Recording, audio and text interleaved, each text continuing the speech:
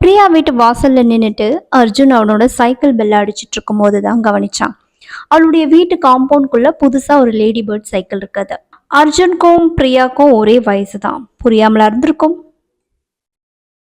அந்த மெல்லிய இருள் சூழ்ந்த ரெஸ்டாரண்டில் சுசீலாவின் குரல் மென்மையாக ஒலித்துக் கொண்டிருந்தது. எனக்கு உன் சம்மதத்தை விட நம்ம வீட்டு சம்மதம் தான் முக்கியம். தெளிவா சிரிச்சுட்டே சொல்றான் அர்ஜுன். ஓ, அப்ப ப்ரப்போஸ் பண்ணும் போது நேரா எங்க வீட்லயே சொல்ல வேண்டியதானே? என்கிட்ட ஏன் சார் சொன்னீங்க? செல்லமாக கோபப்பட்டாள் பிரியா. அர்ஜுன் பிரியா 2 பேருக்குமே ஒரே வயசுதான். இன்னும் சொல்ல போனா அர்ஜுனை விட பிரியா 2 நாட்கள் தான் சின்னவ. 2.5 வயசுல இருந்து ஒரே ஸ்கூல், ஒரே காலேஜ், அதுக்கு மேல காலேஜ்லயும் ஒரே குரூப், கம்ப்யூட்டர் சயின்ஸ். 23 வருஷங்களா ஒருத்தருக்கு ஒருத்தர் நல்ல பழக்கம், ஃப்ரெண்ட்ஷிப். அப்புறம் எப்படி திடீர்னு காதல்? லவ் வரத்துக்கு ஏதாவது கண்டிஷன் இருக்கா என்ன? பேர் இருப்பதும் ஒரே தெருவில் தான், கொஞ்சம் தள்ளி தள்ளி இருக்கும்.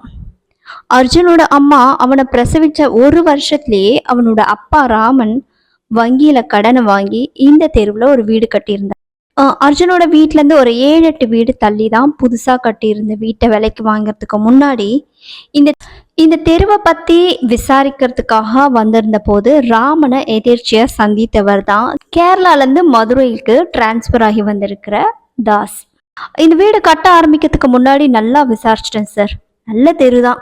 எல்லா வீட்டுக்கும் கார்பரேஷன் வாட்டர் கனெக்ஷன் இருக்குது. அப்புறம் ரொம்ப முக்கியமாக ஸ்ட்ரீட் லைட் இருக்குது. இந்த தைரியத்தில் தான் நானும் வீடு கட்ட இறங்கினேன். இப்போ 6 மாசமாக கட்டிட்டு தான் இருக்கேன். நெக்ஸ்ட் மந்த்து கிரகப்பிரவேசம். நீங்கள் தாராளமாக வாங்குங்க சார். ஒரே ஒரு விஷயம், டாக்குமெண்ட்ஸ் மட்டும் கரெக்டாக இருக்கான்னு செக் பண்ணிக்கோங்க, தெளிவாக சொல்லி முடித்தார் ராமன். ரொம்ப நன்றி சார், நிறைய இன்ஃபர்மேஷன் கொடுத்தீங்க.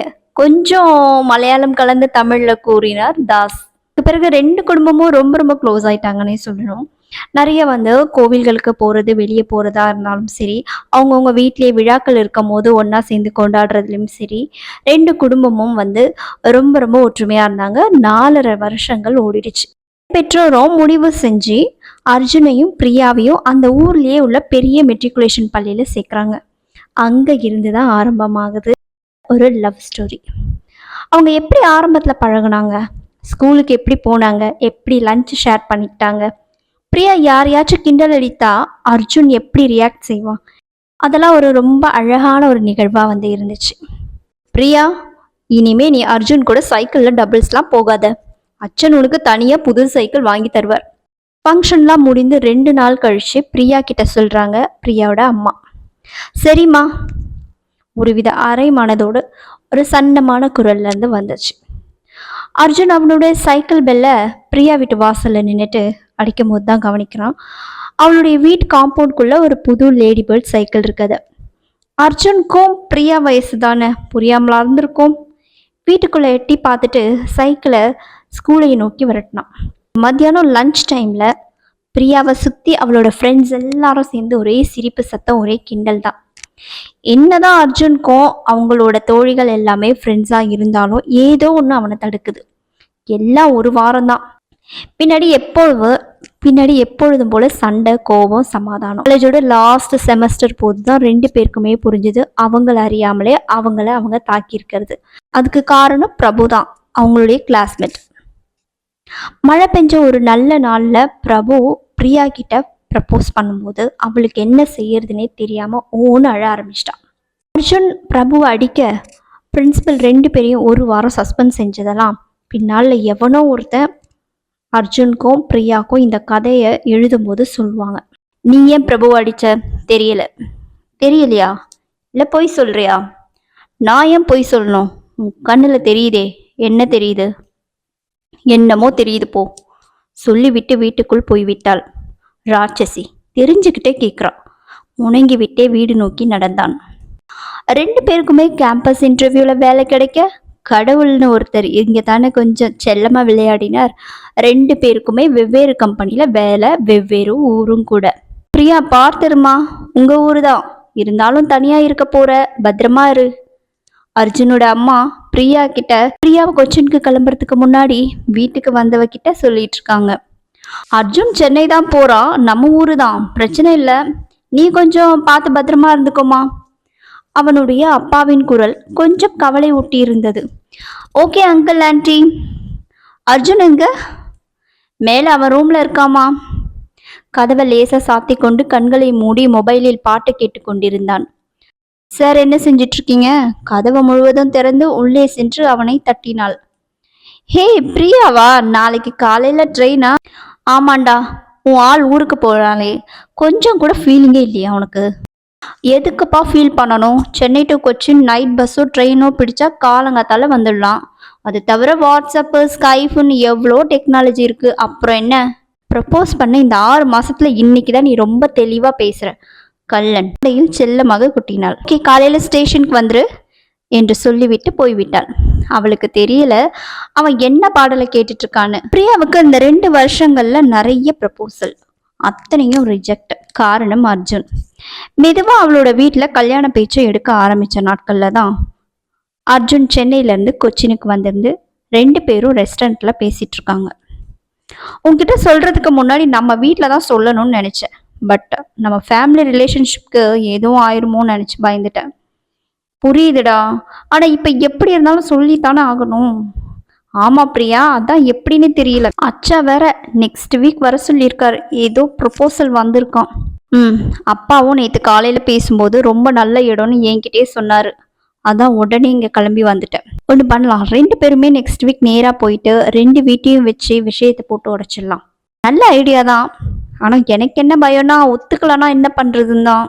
ஏடா கோப்பே, நீ எனக்கு வேணும், உனக்கு நான் வேணும். போல்டாயிட்டு போய் பேசுவோம் வா. உங்களோட அன்பும் காதலும் எவ்வளவு ஆழமானது அர்த்தமானதுன்னு அர்ஜுன் படிச்சிருக்கான். அதை இப்பொழுதுதான் நேர்ல பாக்குறான். என்னடா சர்ப்ரைஸ் விசிட்டா வந்திருக்க? காலையில 5:30 மணிக்கு வீட்டிற்குள் நுழையும் போதே ராமன் கேட்டார்.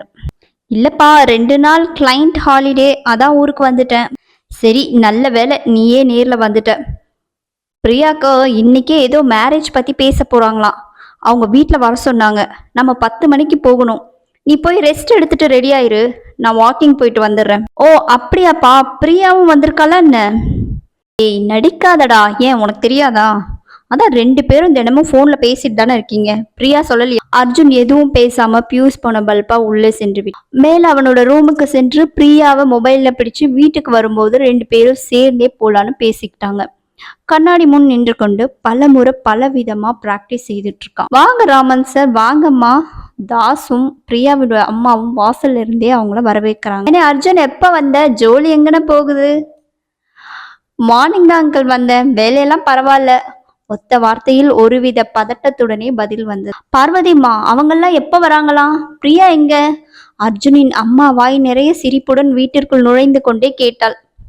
பிரியா உள்ள ரெடி ஆயிட்டு இருக்காமா. பிரியா ரெடி ஆயிட்டீனா இங்க வா, ஆன்ட்டியும் அங்கிளும் வந்திருக்காங்க. ஆரஞ்சும் மஞ்சளும் கலந்த பட்டு புடவையில பிரியா மெதுவா நடந்து வரா. அந்த 6 முழ மல்லிகைப்பூவை 8ஆம் அடிச்சு அதுல 4 வலது தோள்பட்டை கழுத்திற்கும் இடையே முன்பக்கமாக விட்டிருக்கா. லேசா காஜல் போட்டிருந்த அந்த கண்கள் வலது பக்கம் அமர்ந்து கொண்டிருந்த அர்ஜுனையே பார்த்து கொண்டிருக்க, பாதம் மட்டும் பெரியவர்கள் இருந்த இடம் நோக்கி நடந்துச்சு. காத்துக்கு கூட கேட்காத முறையில் ஆரம்பிடா என்று மெதுவாக உதட்டை உச்சரித்தாள். என்ன சார், எப்ப கல்யாணத்தை வச்சுக்கலாம்? தாஸ் அவனை பார்த்து கேட்டார். அர்ஜுன் வாயை திறக்கும் அந்த நொடியில் பிரியாவின் அப்பாவின் அந்த கேள்வி அவன் காதுகளுக்குள் சென்றிருந்தது. அடுத்த மாசம் 10ஆம் தேதி சவுடேஸ்வரி ஹால்ல வச்சுக்கலாம். பிரியா திரும்பி பார்க்கும் முன் ராமன் கூறியது அவளது கவனத்தை சீர வைத்தது. என்ன பாக்குறீங்க? நீங்க 2 பேரும் சொல்லுவீங்கன்னு காத்திருந்து நாங்க பொறுமை எழுந்துட்டோம். அதான் சின்னதா ஒரு கேம் பிளான் பண்ணி இந்த ஏற்பாட்டை செஞ்சோம். இப்ப வரைக்கும் நீங்க 2 பேரும் வாயை திறக்க. நாங்க உங்க பேரண்ட்ஸ் டா, எங்களுக்கு தெரியும் உங்களுக்கு என்ன பண்ணணும்னு. சந்தோஷமா லைஃபை என்ஜாய் பண்ணுங்க. ராமன் மெலிதாய் சிரித்து கொண்டே சொல்லி முடித்தார். அதை கேட்டதும் பிரியாவும் அர்ஜுனும் ஒருவரை ஒருவர் பார்த்து கொண்ட அந்த பார்வையில் அவ்வளவு காதல் மற்றும் நன்றிகள். ஆனால் 2 பேரோட மனதிலும் ஓடியது ஒண்ணுதான். ரெஸ்டாரண்டில் ஓடிய பாடலின் அந்த வரிகள் தான். நீயும் நானும் அன்பே கண்கள் கோர்த்து கொண்டு வாழ்வின் எல்லை சென்று ஒன்றாக வாழலாம். ஆயுள் காலம் யாவும் அன்பே நீயே போதும். இமைகள் 4ம் போர்த்தி இதமாய் நாம் தூங்கலாம்.